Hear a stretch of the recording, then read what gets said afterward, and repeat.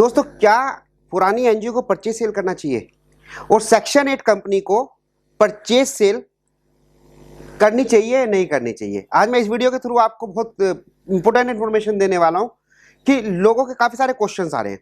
Sir, funding के लिए 3 साल होने जरूरी हैं। क्या मुझे आज एनजीओ बनाने के बाद मुझे 3 साल तक वेट करना पड़ेगा गवर्नमेंट फंडिंग के लिए, क्योंकि उसमें तो 3 साल का एक्सपीरियंस मांगते हैं? बिल्कुल दोस्तों, आपका क्वेश्चन बिल्कुल जेन्युइन है। मैं इसका सोल्यूशन बता रहा हूं आपको कि आप किस तरह से अपने इन 3 साल को बचा सकते हैं। दोस्तों, काफ़ी सारे लोग क्या करते हैं कि अगर उनकी कहीं फंडिंग का उन्हें पॉसिबल फंडिंग लगती है अगर उन्हें, तो वो पुरानी एनजीओ को 3 साल को कवर करने के लिए पुरानी एनजीओ परचेज कर लेते हैं। और पुरानी एनजीओ को जब परचेज करते हैं तो क्वेश्चन ये होता है, जैसे मैंने आपको बताया कि एनजीओ 3 तरह की होती है, society, trust and section 8 company. तो क्या इन्हें परचेज करना चाहिए? तो दोस्तों, क्वेश्चन ये डिपेंड करता है कि किस तरह की एनजीओ का परचेज कर रहे हैं या सेल कर रहे हैं। क्या ये ऑफिशियल है या इलीगल है या अनलीगल है, क्या कैटेगरी है? दोस्तों ध्यान रखना, जो ट्रस्ट होती है या सोसाइटी होती है, इन्हें आप परचेज सेल नहीं कर सकते। आप इनका गवर्निंग बॉडी का मैनेजमेंट चेंज कर सकते हैं, क्योंकि इसकी मेंबरशिप ट्रांसफर नहीं होती।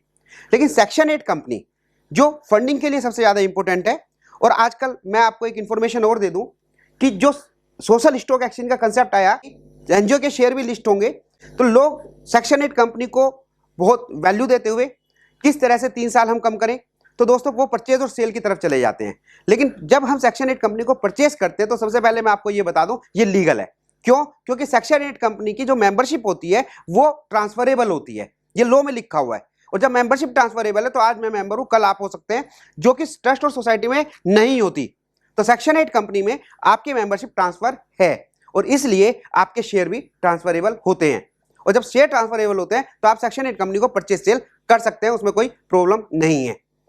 3 साल बचाने के लिए आज आप कोई एनजीओ शुरू करते हैं और आपको लग रहा है कि मुझे यहां से फंड मिल जाएगा, लेकिन 3 साल का एक्सपीरियंस आपके पास नहीं है, तो लोग पुरानी एनजीओ को परचेज कर लेते हैं, पुराने सेक्शन 8 कंपनी को परचेज कर लेते हैं, जो कि एक बहुत सिंपल प्रोसीजर है। लेकिन दोस्तों, इसमें मैं आपको एक चीज इंपॉर्टेंट बता दूं कि सेक्शन 8 कंपनी को परचेज करते हुए आपको, चाहे आप स्कूल चला रहे हो, चाहे मेडिकल कॉलेज चला रहे हो, चाहे हॉस्पिटल चला रहे हो, और वो सेक्शन 8 कंपनी में चला है, कोई भी ऑर्गेनाइजेशन उसमें चला रहे हैं और आप उसे परचेज करना चाह रहे हैं, तो ड्यू डिलिजेंसी जरूर रखनी है, ड्यू डिलिजेंसी रिपोर्ट जरूर बनवानी है। दोस्तों, होता क्या है, सेक्शन 8 कंपनी आपने 3 साल पुरानी परचेज करी, उस पर कोई इनकम टैक्स का नोटिस आया हुआ है, आपको तो पता ही नहीं है, क्योंकि नोटिस तो बैलेंस शीट में दिखाई नहीं देगा, और आपने वो परचेज कर ली, आपको प्रॉब्लम क्रिएट हो गई। लायबिलिटी थी किसी की और भुगत रहा है कोई और। तो ऐसा भी मैंने केस देखे हैं काफी सारे।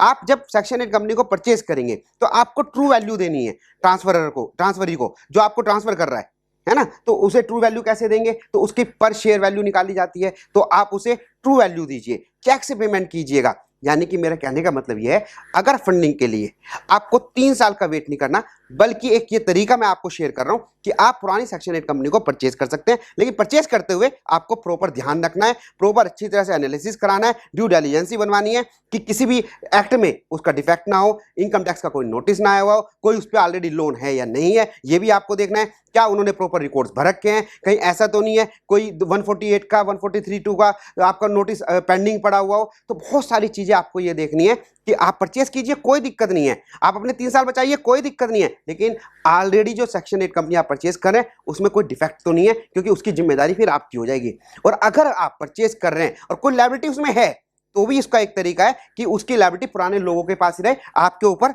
ना आए। तो वो कैसे हो सकता है? तो उसका भी अपना तरीका है। तो फाइनली एज ए कंक्लूजन, अगर आप फंडिंग के लिए 3 साल होने की वजह से परेशान है, तो ये मैंने आपको सोल्यूशन दिया है कि आप सेक्शन 8 कंपनी को परचेज कर सकते हैं और उसमें कोई प्रॉब्लम नहीं है, लेकिन आपको ड्यू डिलिजेंसी जरूर रखनी है। थैंक यू दोस्तों, मुझे उम्मीद है कि आपको ये वीडियो पसंद आई होगी। फिर मिलते हैं नई वीडियो के साथ।